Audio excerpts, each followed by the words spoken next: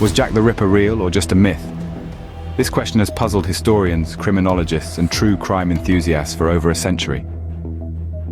In the late 19th century, London found itself in the grip of a terror unlike anything it had ever experienced before. The city, a bustling metropolis at the heart of the British Empire, was suddenly plunged into a state of fear and uncertainty. The cause? A series of gruesome murders committed in the Whitechapel district, each more horrifying than the last. These were not ordinary crimes. No, they were calculated, brutal, and shockingly intimate in their violence. And they were all, apparently, the work of a single individual. This person was not known by his face, for he managed to remain unseen, a ghost in the crowded streets of London. He was known only by a name that would soon become synonymous with terror and mystery: Jack the Ripper. This elusive figure, this phantom in the night, became the subject of countless stories, theories, and investigations. The newspapers were filled with lurid accounts of his crimes. The populace was gripped with fear, and the authorities were at a loss. Was this fearsome character a real person, a cold-blooded killer stalking the streets of Whitechapel? Or was he an invention, a boogeyman created by a sensationalist media and a public all too willing to believe in the monstrous? In the years that followed, the legend of Jack the Ripper only grew. His identity remained a mystery, his crimes unsolved. And yet his name lived on, passed down through the generations, a chilling reminder of a time when a shadowy figure held an entire city in the grip of fear. Today, we find ourselves drawn to this enigma, this character from the darkest corners of our history. We are compelled to ask, who was Jack the Ripper? Was he a man, a myth, or something in between? Let's delve into the murky past to shine a light on the enigma that is Jack the Ripper. In the autumn of 1888, the city of London was gripped by a series of gruesome murders. The quiet, foggy lanes of the Whitechapel district became a chilling stage for a deadly spectacle. The first incident that linked to the infamous Jack the Ripper was the murder of Mary Ann Nichols. Her body, found on a grimy street, bore the horrifying signature of the killer: a slashed throat and severe abdominal mutilations.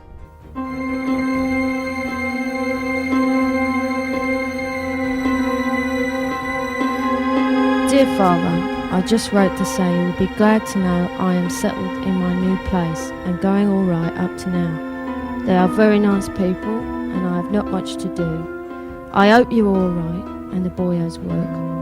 So goodbye now for the present. Yours truly, Polly. Answer soon, please, and let me know how you are. Polly Nichols was murdered on the 31st of August 1888. And on that particular day, she'd had 3 customers. But she'd spent the money on gin. So when she turned up at the lodging house to get a bed for the night, not only was she drunk, but she didn't have any money for a bed. But she felt pretty confident about getting a 4th customer because she thought she looked particularly attractive. And the reason she thought she looked so attractive was because she was wearing a new hat. I mean, she was drunk, she got 5 front teeth missing, but she was wearing this new hat. And the last words of the lodging house keeper were, "See what a jolly bonnet I'm wearing." August the 31st, 1888 was the first Ripper murder. Mary Ann Nichols, known as Polly, a streetwalker in her early 40s, was found dead in Bucks Row, Whitechapel at approximately 3:45 in the morning. She had been dead approximately 20 minutes when she was found, and in the mortuary they discovered that not only had her throat been cut, but there was a great gash in her abdomen.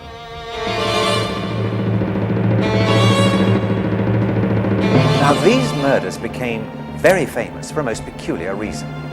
The very first elections to the London County Council were taking place, and the radicals, the extreme leftists, thought they had a very good chance of winning the East End.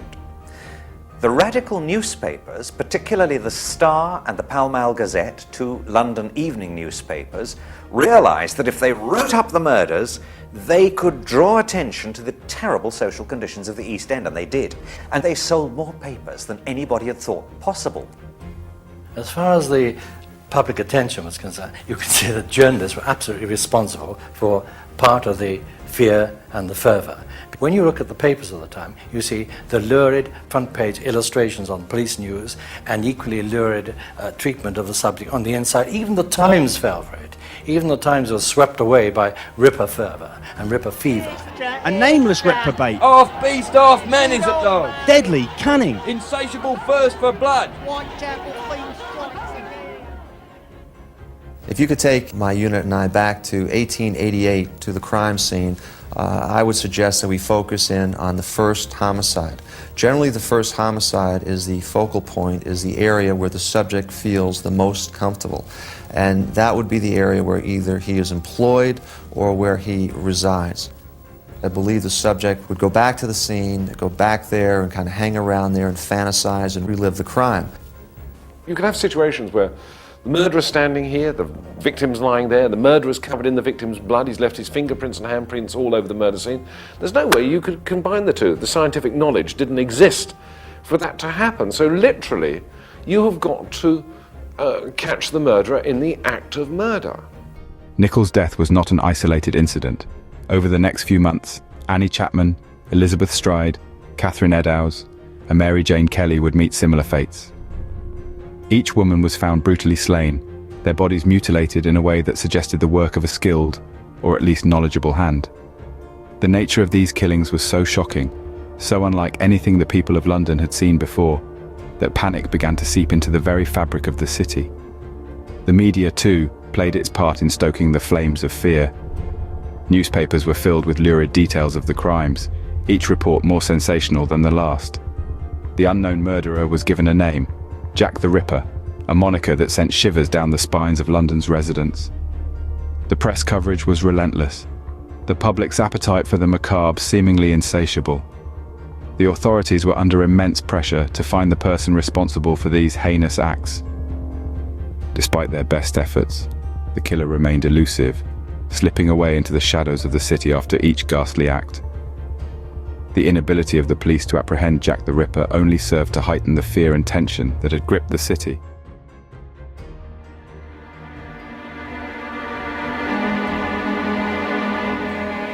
On the 8th of September 1888, at 10 to 6 in the morning, the second victim was found.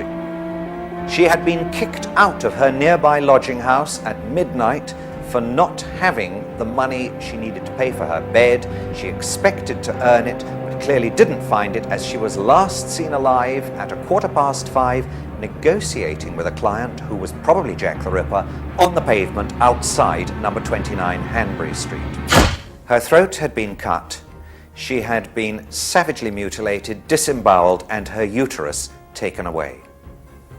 If ever the Ripper was going to be caught, it was then.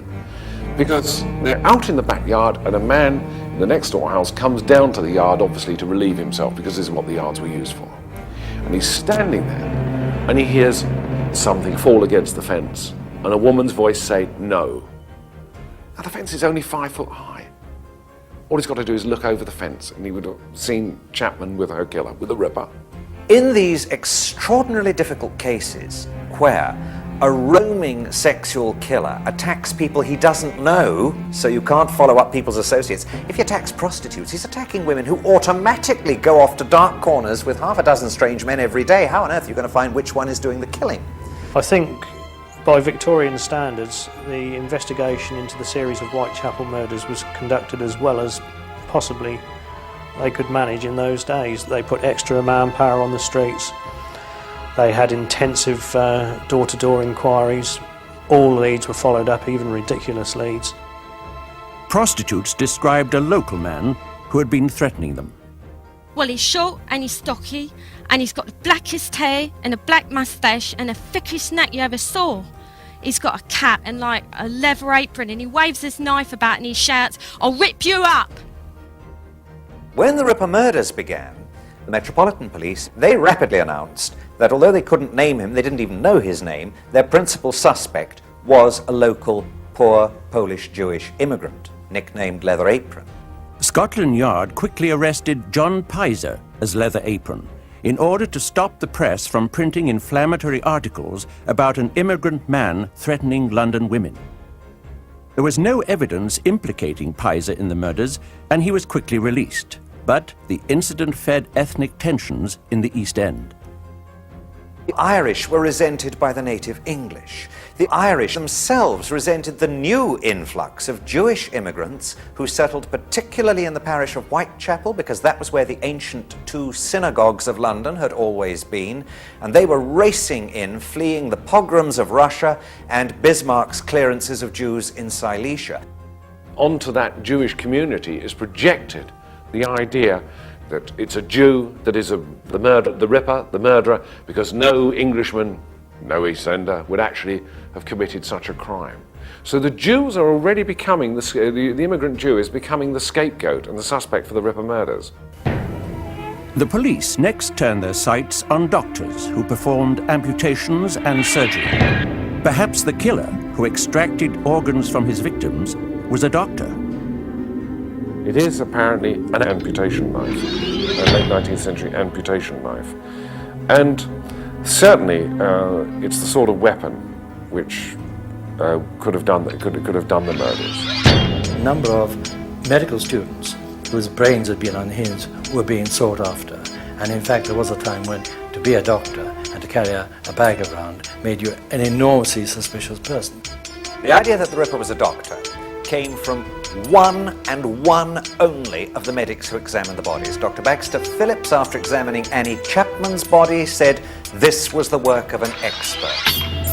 The abdomen had been entirely laid open. The intestines, severed from their mesenteric attachments, had been lifted out of the body and placed on the shoulder of the corpse, whilst the pelvis, the uterus, and its appendages had been entirely removed. Obviously the work of an expert, of one at least who had such knowledge of anatomical examinations as to be enabled to secure the pelvic organs with one sweep of the knife. The people at the top had the medical evidence surveyed by Dr. Bond of Westminster, a police surgeon they trusted implicitly, and Bond's full report on all the medical evidence in the case said no skill at all, not even the skill of a butcher.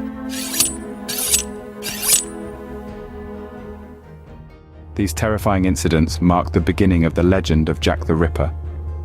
The name would come to symbolize the embodiment of evil, a phantom that lurked in the darkest corners of Victorian London, forever casting a long, sinister shadow over the city's history.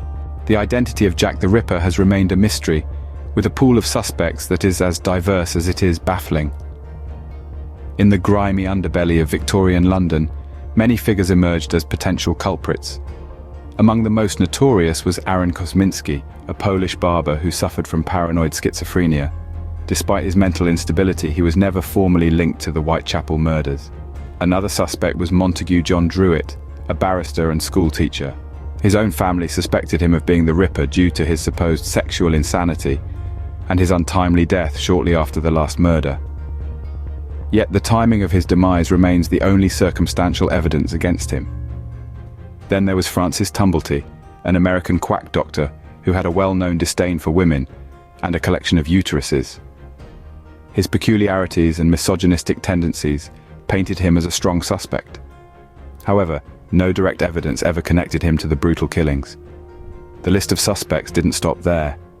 It expanded to include local butchers, slaughterhouse workers, and even members of the royal family. Prince Albert Victor, the Duke of Clarence, was implicated by a theory that suggested the murders were a cover-up for a royal scandal. Despite its sensational nature, this theory lacks substantial proof. With such a wide spectrum of suspects, the investigations were mired in speculation and hearsay. The lack of concrete evidence and the primitive state of forensic science at the time only added to the confusion.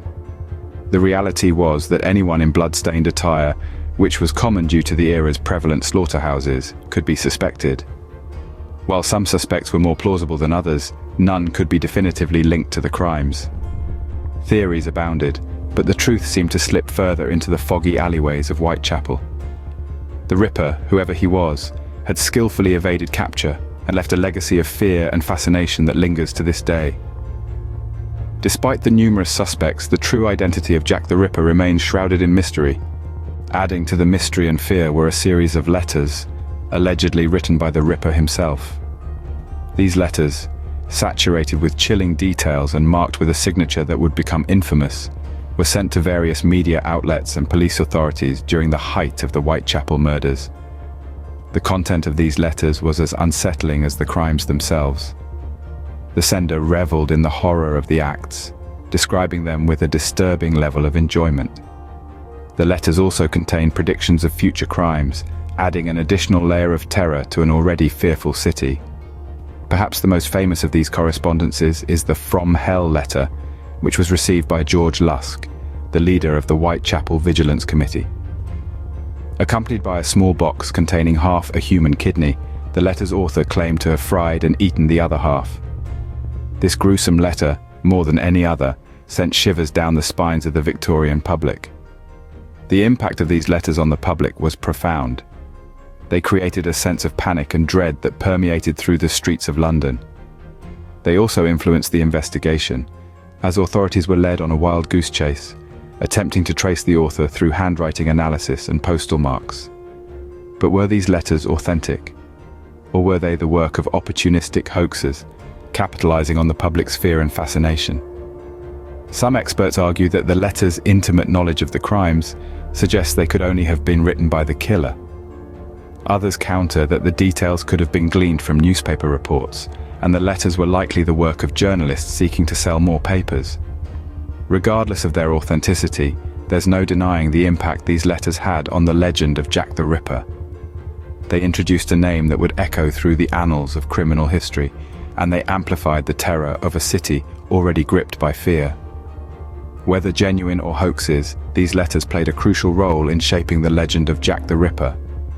Over a century later, the legacy of Jack the Ripper endures, captivating the minds of people around the world. The spectre of the Ripper has transcended time, embedding itself deeply within our cultural fabric. His mysterious identity, the gruesome nature of his crimes, and the enigma surrounding his letters have inspired countless interpretations across various mediums. From the foggy, gaslit streets of Victorian London, Jack the Ripper has journeyed far beyond the confines of Whitechapel. The world of literature has seen an array of novels, plays, and short stories, each offering their unique take on the Ripper's tale. He has been portrayed as a monstrous villain, a tortured soul, and even as an anti-hero.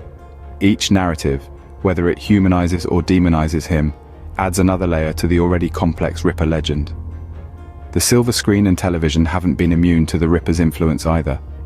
From noir detective films to modern crime series, Jack the Ripper has been a recurring character, often used to symbolize the darker side of humanity.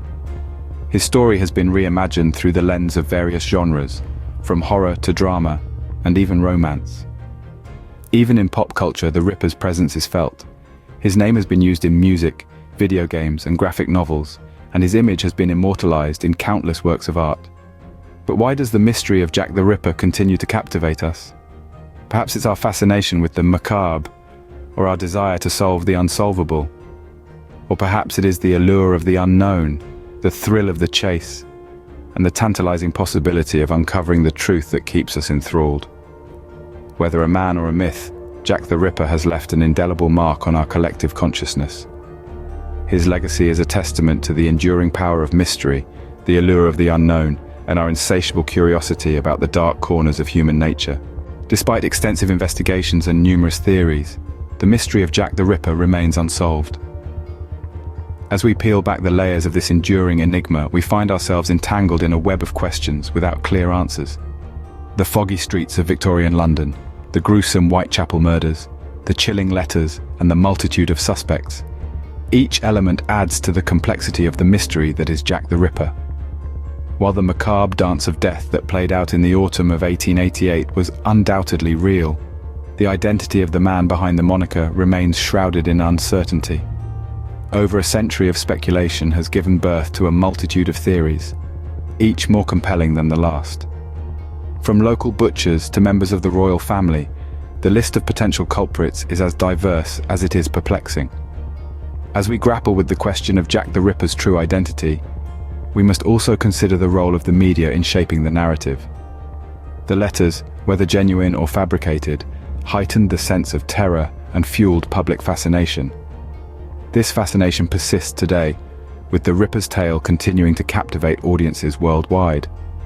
The legacy of Jack the Ripper extends far beyond the realm of true crime, infiltrating literature, film, and pop culture. He has become a symbol of the dark underbelly of the Victorian era, a spectre haunting the annals of crime history. Yet the allure of the Ripper's story lies not in its horror, but in its indeterminacy. The tantalizing possibility of uncovering the truth keeps us returning to the scene of the crime, time and again. Despite the passage of time, the quest for answers persists. New theories continue to emerge, each promising to shed light on this age-old mystery. Yet the face of Jack the Ripper remains hidden in the shadows, eluding our grasp. As we continue to seek the truth, the question remains: was Jack the Ripper real, or just a product of our darkest fears? I've talked to person after person from the East End today who said yes, they always reckoned Grandma had to go out on the streets when time was bad, and nobody thought any of the worse of her for it. The life of these women, one tends to sometimes forget, is just how brutal and how harsh it was.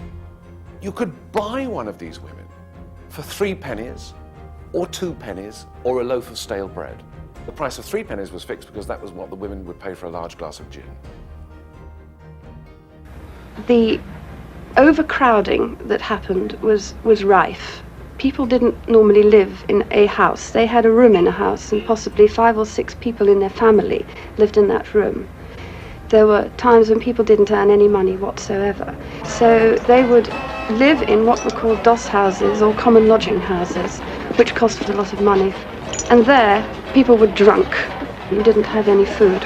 They drank gin. Gin cost a considerably little amount of money for a colossal amount of gin. With the overcrowding and with the drunkenness, there was no privacy. Once you're drunk, you lose all sense of yourself and your own character. You lose your pride, basically.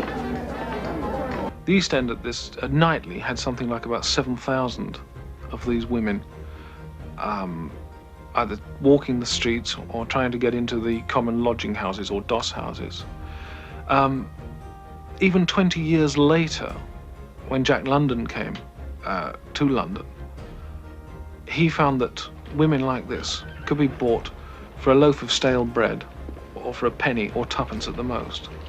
They were living below the starvation level. And so if somebody offered them as little as 6pence or a shilling, or even 4pence, which was the price for a bed for the night, they would have gone with him. Once the Ripper had got them to a quiet place, then it would have been quite an easy matter for him to have strangled them very quickly into unconsciousness. Almost certainly he would not have used the knife straight away. Women died from the effects of a cut throat, but there was bruising and there were other marks to show that they were probably stunned into unconsciousness, strangled or partly strangled, and then when they were lying on the ground, only then was the knife used. In the heart of Victorian London, amidst the labyrinthine alleys of Whitechapel, a figure emerged from the shadows, a figure whose name would echo through the annals of infamy: Jack the Ripper. A name synonymous with terror, mystery, and one of history's greatest unsolved crimes. The year was 1888. London stood as the pinnacle of an industrial empire, its wealth and grandeur unparalleled. But beneath the glittering surface lay a stark reality, a city divided. In the East End, poverty reigned supreme. Crowded tenements, disease, and despair were the daily realities of Whitechapel's residents. It was here, in this cauldron of desperation and anonymity, that Jack the Ripper would begin his reign of terror.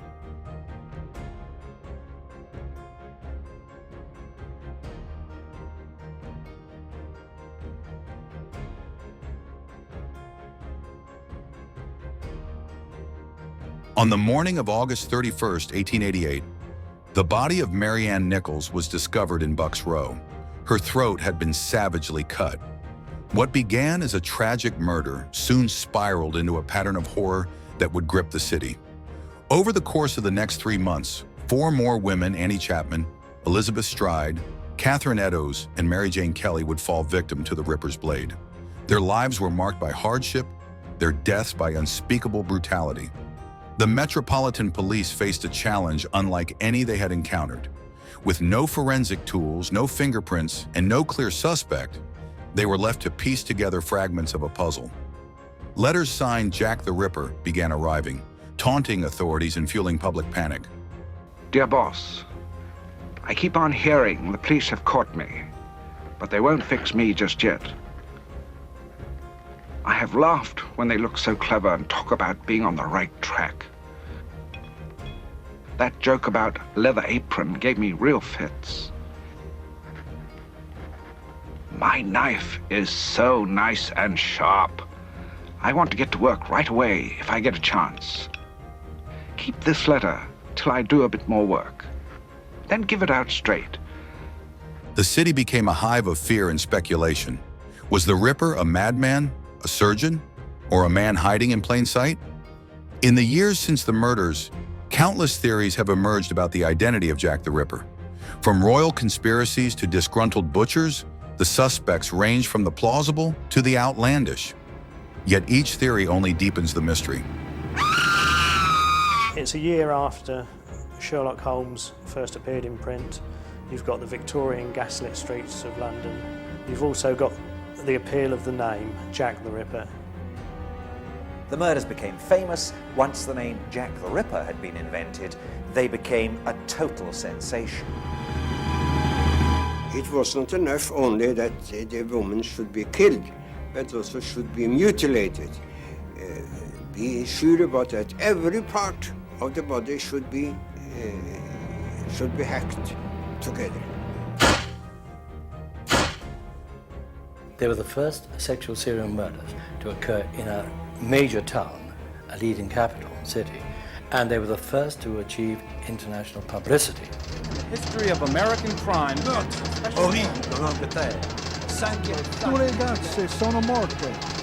What fascinates people is not the murders themselves, it's the puzzle. Who? Who did it? Why weren't they caught? And it's that puzzle which teases everybody. The name, Jack the Ripper, probably invented by a journalist, certainly first appearing in the Dear Boss letter, but what a name for an undiscovered ghoul. Charles Warren, head of Scotland Yard, was under siege. The killer was still at large. His superiors were furious, and the public had no confidence in him. The radical press wanted him out. 1 square mile in the centre of London had its own police force. The City of London Police and its commissioner, Major Henry Smith, were about to be drawn into the hunt for Jack the Ripper. Extra reinforcements were put into the area. And also, it seems silly now, although I'm sure the intention was well meant, notice was given out advising the prostitutes to stay off the street. 24 hours later, the worst fears of the police were realized.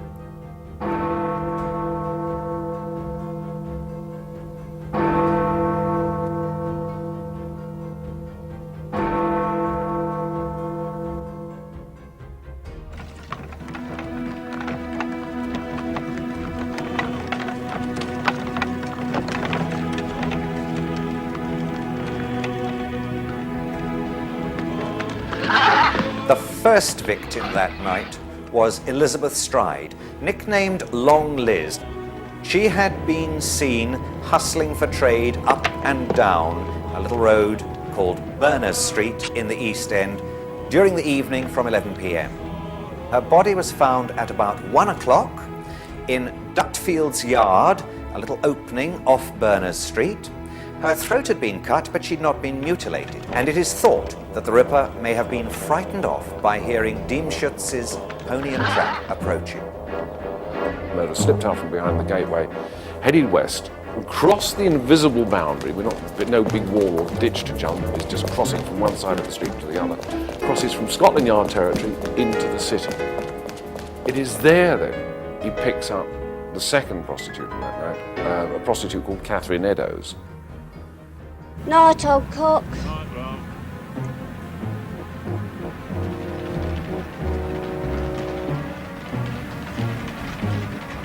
The second murder on the night of the double murders was that of Catherine Eddowes. Her body was found at about 1:45 in Mitre Square in the City of London.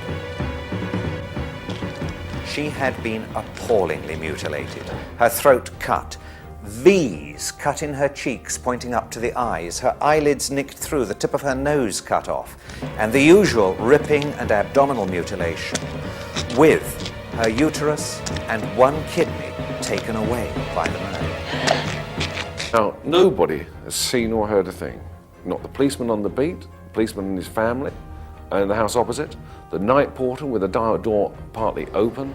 They didn't actually have to see the square or be present on it, because Mitre Square had an echo on it. He's now killed once on Scotland Yard territory, Metropolitan Police territory. He's now killed once on City of London Police territory. So you've got search parties coming from both directions looking for him. And he's in between. I mean, he's very confident, he's very arrogant. Commissioner Smith of the London Police immediately assigned men to the case.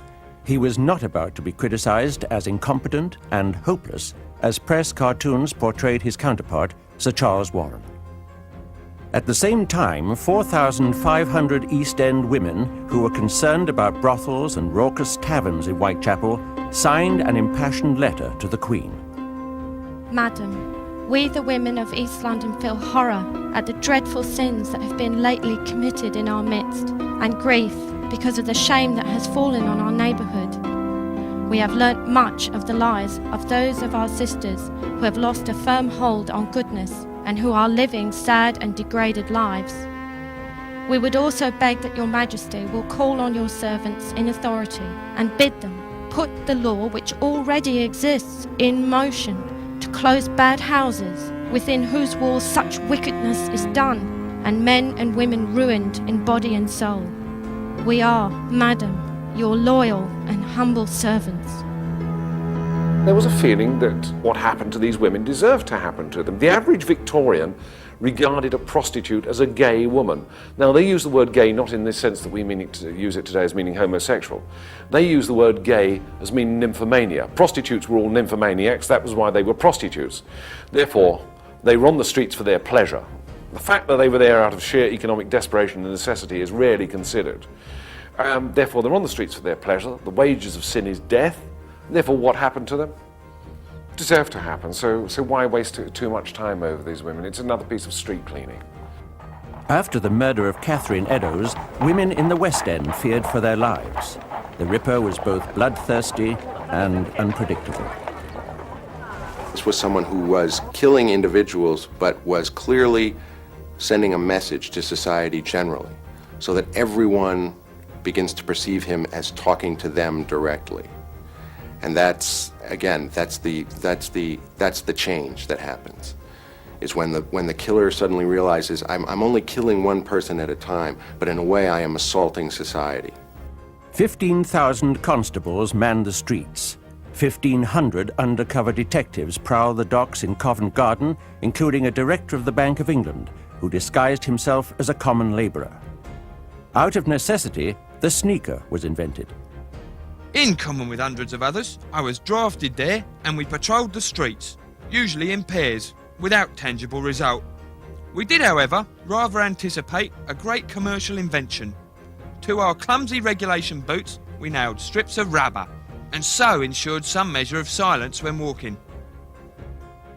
Unfortunately, the inquiry was under two separate directions. The City Police, with their involvement with Catherine Eddowes' murder, the one canonical murder that took place in the city, held a separate investigation, and although the two forces were supposed to liaise, and did liaise quite well at ground level, the chiefs didn't get on, and the chiefs did not properly exchange information.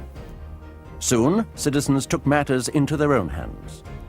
We know that the vigilante groups arrested people on the streets. We get accounts of people being taken to stations and obviously embarrassed police officers having to arrest sort of quite respectable gentlemen out on the street. Possibly too, they released the Ripper on occasion. It's speculation, but nonetheless, it is something to be considered. George Lusk, head of the Whitechapel Vigilante Committee, received a letter posted from hell, probably from the real killer. The syntax was clearly Irish, and the envelope contained parts of a human kidney. Mr. Lusk, sir, I send you half a kidney I took from one woman. Preserved it for you. T'other piece I fried and ate it. Was very nice. I may send you the bloody knife that took it out, if you'll only wait a while longer. Catch me when you can, Mr. Lusk.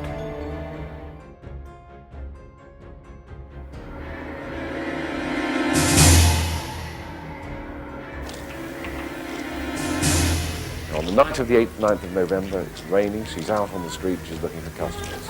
She picks one up around about midnight, takes him back to her room, and one of the other prostitutes sees her drawing the curtains of her room, and as she did so, Kelly is singing a musical song. It was only a violet I plucked from my mother's grave.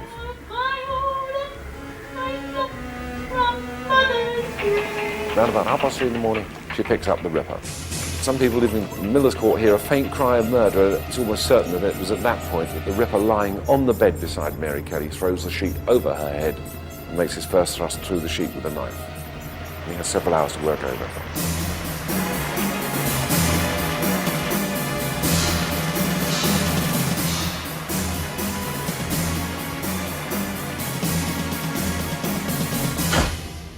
She had been absolutely savagely mutilated, almost cut to pieces, her abdomen entirely emptied and the contents left scattered around on the bed beside her. Pieces of flesh had been left on a table beside the bed. Her heart had been extracted from her thorax, and it is possible, from the way the doctor described this, that that was taken away. There is the photograph of the murder. She's lying on the bed facing the window. You can just see the puff sleeves of her chemise. This is what confronts the police when they get there to begin the investigation. News of Mary Kelly's savage death stunned the world. Eine furchtbare Morde in London, in Whitechapel. Das ganze Stadt. Nothing in the history of American crime can, with special horror, be said to outmatch and The horrendous murder of Mary Kelly alarmed Buckingham Palace and greatly distressed Queen Victoria. She promptly telegrammed her Prime Minister with an urgent message. This new, most ghastly murder shows the absolute necessity for some very decided action. All the courts must be lit and our detectives improved. Sir Charles Warren, the beleaguered head of Scotland Yard, was already on his way out. The fifth Ripper murder sealed his fate, and he resigned. That must have been another great high for him. I did all this. I caused this sensation. It's my doing. And again, it feeds the vanity and the arrogance. Now, the Ripper had killed 5 women in ever-increasing acts of violence. Scotland Yard and the city police kept extra forces on the street and continued to search for the Phantom of Death. The police at the time were hampered. They were hampered by the fact that they had no experience of sexual serial murders. They had no files to look at. They had no reliable consultants who could come along and say, it'll be a man like this, look for this sort of man. They therefore were looking for the traditional madman, someone who was, say, foaming at the mouth or had a vacant stare. If I was conducting an interrogation of this individual back then, I probably would focus in on the fact, if it was Jack, say, Jack, I know you got blood on you, Jack. I know you got blood on you. It's not a question of whether or not you did it or not. I know you did it, but I know you got blood on you. I think you can say Jack the Ripper was cunning rather than clever. Clever he may have been, we just don't know. But certainly he had luck on his side and must have had a degree of animal cunning to escape the police net. 5 women had been brutally killed, and still nobody could name the man who had committed the crimes. 4 years later, in 1892, the file was closed on Jack the Ripper. 2 years later, Sir Neville Macnaghten, senior official of Scotland Yard, wrote a memorandum stating the 3 chief suspects he believed might have been the Ripper. No one ever saw the Whitechapel murderer. Many homicidal maniacs were suspected, but no shadow of proof could be thrown on any case. I may mention the case of 3 men. Mr. M. Druitt, said to be of good family, who disappeared at the time of the Miller's Court murder, whose body was found in the Thames about 7 weeks after that murder. He was sexually insane and from private information, I have little doubt that his own family believed him to be the murderer. Michael Ostrog, a Russian doctor and a convict who was subsequently detained in a lunatic asylum as a homicidal maniac. Kosminski, a Polish Jew and resident of Whitechapel, he had a great hatred of women, especially of the prostitute class. He was removed to a lunatic asylum in March of 1889. MacNaughton's memorandum was published in 1915, and ever since, criminologists have debated its merits. Chief Anderson of the Metropolitan Police wrote that the Ripper had been positively identified. He was a local Jewish man, picked up after the final murder and put into an insane asylum. He could not be named or tried because he had gone insane and was unable to defend himself. When you search the asylum records looking for an immigrant patient from Whitechapel who fits, there is only one who fits with the timing of the end of the murders, and that is a man called David Cohen, 23 years old, who was taken by the Metropolitan Police because he had had a fit of raving mania and they picked him up on the streets. He was taken by the police 4 weeks after the last murder.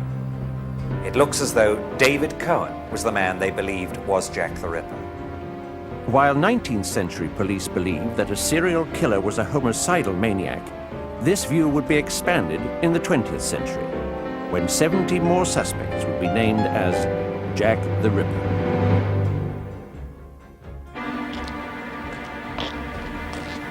The name Jack the Ripper has come to symbolize terror the world over. Stories about this phantom of death are so compelling that even the great master of the macabre, Alfred Hitchcock, based his very first film on the well-known tale of a lodger, mistakenly thought to be the Ripper. In his film, Jack is called the Avenger. Head officers from Scotland Yard, what's your name? George Bunting. In 1932, director Maurice Elvey produced his version of the same plot, The Phantom Fiend. You stay here. Show us the room. Come along. Movies entertain us with Jack the Ripper mythology, but theories abound. Speculation is fair game. I could give you a lovely story that Oscar Wilde was Jack the Ripper. Nobody's ever suggested it, but take it from me, he wasn't.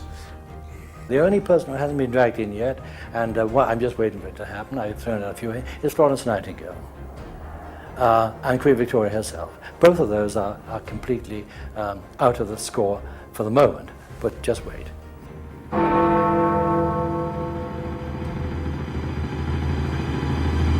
Cream has been put forward as a suspect for Jack the Ripper, although he was in prison in Illinois in the USA at the time of the Ripper murders, which I think writes him off conclusively. The Cream theory originates from the fact that the hangman Billington, whilst on the scaffold hanging Cream, heard the words "I'm Jack the" as the trapdoor was sprung, and then it was cut off by the rope.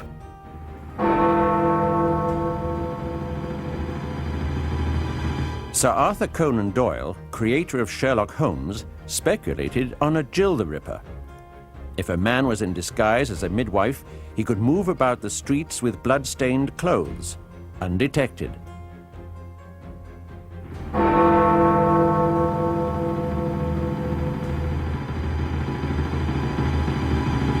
Chapman does remain a plausible suspect. He was, of course, a different sort of killer when apprehended at the turn of the century. He was poisoning wives. Now, this is a far cry from a lust killer murdering prostitutes.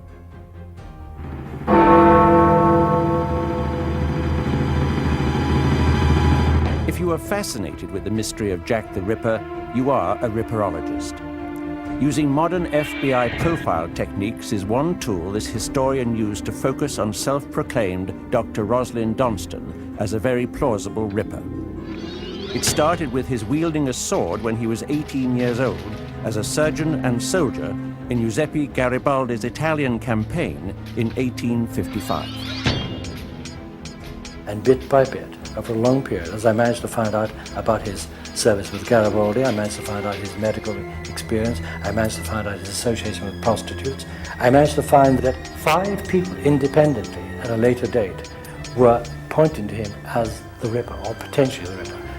Most important of all, in 1896, W.T. Stead, the former editor of the Pall Mall Gazette that Johnston used to write for, actually in print in his magazine border said that for a whole year I believed him to be the veritable Jack the Ripper. Johnston was in the perfect location to perpetrate the murders. He placed himself as a patient in the London hospital, located a few blocks from Bucks Row, scene of the first murder.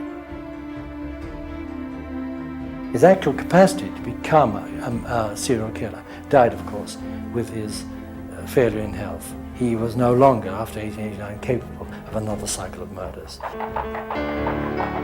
The theories that intrigue people the most involve the Royal House of Windsor.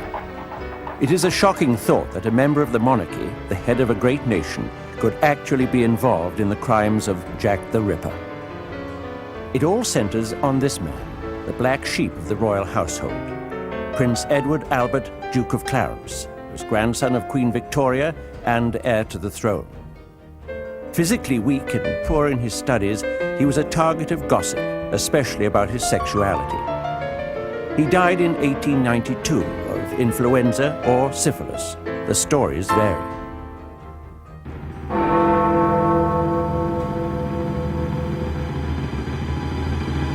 The royal theories began in earnest when Sir Thomas Stowell published an article in 1970 stating that Sir William Gull, physician to the Queen, committed the murders with the prince, who was in the delusionary stage of syphilis and was somehow compelled to slaughter prostitutes.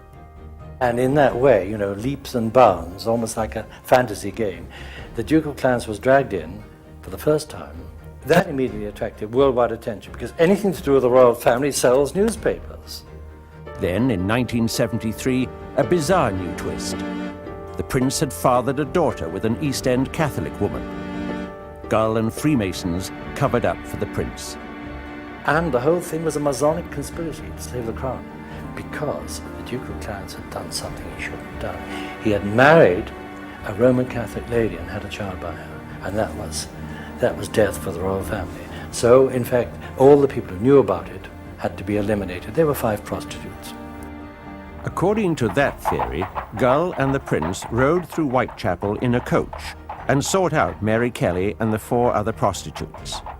They mutilated the bodies and lay them on the street to be found by the police.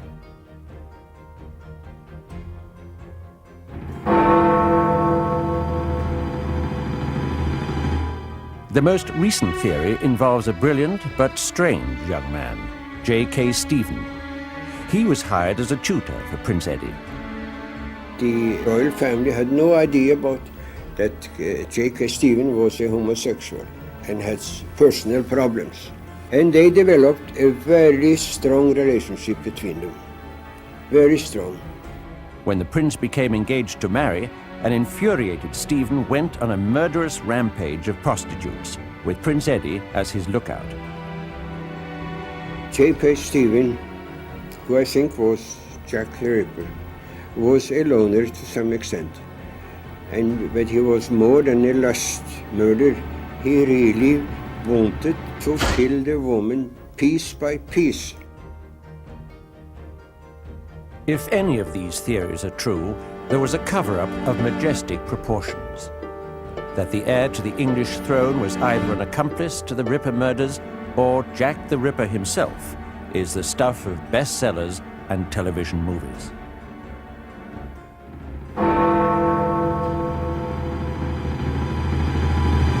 A few years ago, a diary surfaced that has caused much debate and great excitement.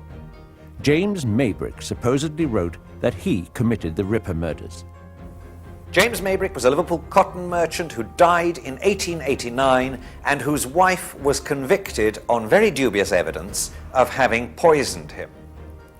A journal turned up in Liverpool in 1992 which purported to be Maybrick's and to be a confession that he was Jack the Ripper.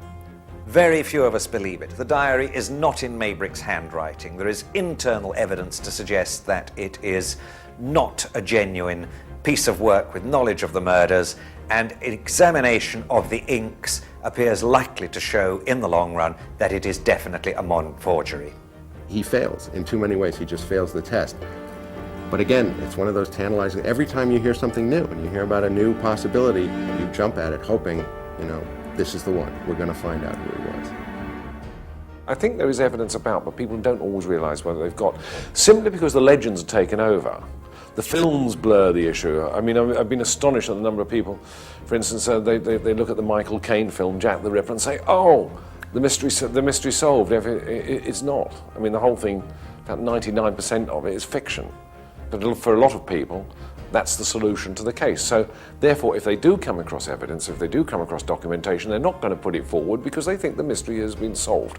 It hasn't. And that's one of the things we need to sort of get over, that we are still looking for the identity of Jack the Ripper. It was Inspector Frederick Aberline who investigated the gruesome murders deep in London's Whitechapel and was never allowed to reveal the identity of the killer. Michael Caine plays the inspector, which he says is such a good part it convinced him to break his ban on working for television. With Aberline, this is the detective I played who investigated Jack the Ripper. He got a lot of flack from all sides, from everybody, because people were trying to cover up for the guy who actually did it. But he was truly dedicated copper, and I really loved the guy. That's why I want to play him. When I got this script, I thought, right, now I'm really going to find out. And at the end it said 2 scenes missing, so I don't even know. And I think to stop anybody finding out, I think they're going to shoot 4 or 5 endings, so that only the director will know and the writer will know who it really was. What sort of money did you ask for it? As much as I could get. There is a ceiling on television, but no, I was paid very well. I was paid better than the last time I did television, which was Hamlet for the BBC 20 years ago. I've got a raise. Michael still has to put in a spot of sleuthing before he gets to work on Jack the Ripper, playing Sherlock Holmes in a spoof film of another great Victorian detective. Scarlett Maguire for Thames News.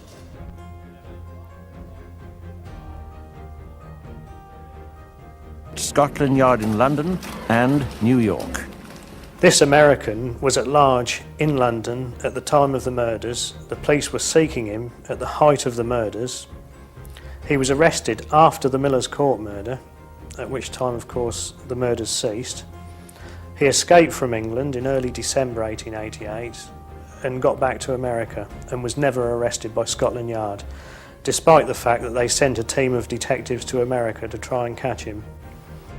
A letter with an undisputed provenance is the source of this new information. The letter in question was written in 1913 by Chief Inspector John Littlechild of Scotland Yard to fellow criminologist George Sims.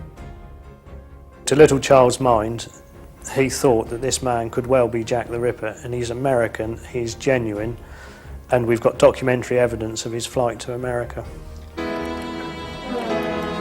Self-proclaimed Dr. Francis Tumblety is more than likely the subject described by Littlechild. Dr. Francis Tumblety, who was arrested in London 6 weeks ago on suspicion of being the Whitechapel murderer, arrived here by the steamship Britannia on Sunday under an assumed name, Dr. Frank Townsend. Detectives were waiting for him on the dock, and they tailed him to an East 10th Street lodging house. It is not known exactly when the doctor eluded his watchers. His landlady found his room empty. A half-open valise on the chair and a big pair of English cavalry boots were all that remained to tell the story of Dr. Tumblety's flight.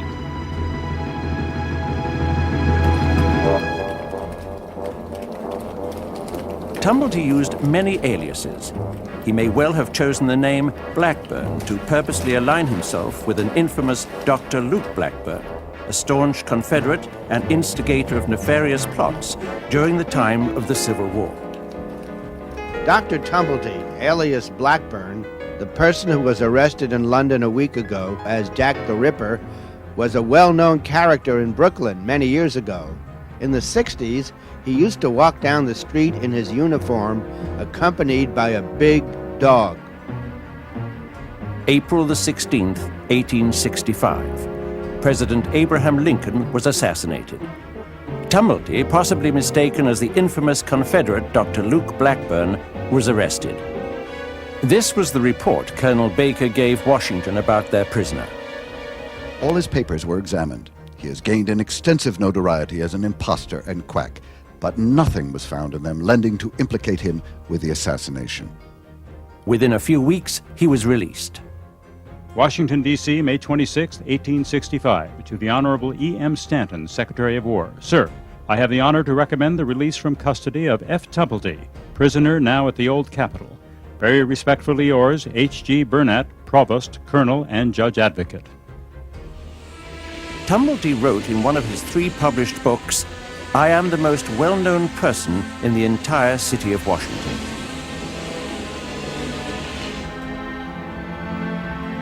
Who exactly was the man who kept an entire city in mortal fear, and the rest of the world on pins and needles waiting for his capture, waiting for a name to be put to him?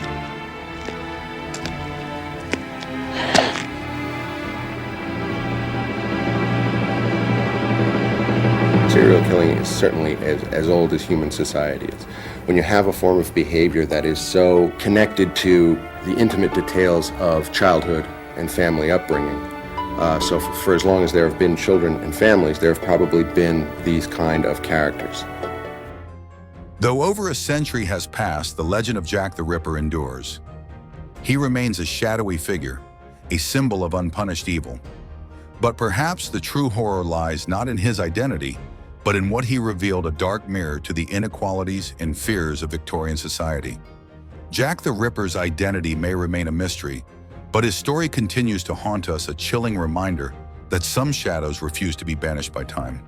This is the tale of Jack the Ripper, a mystery, a myth, a legend.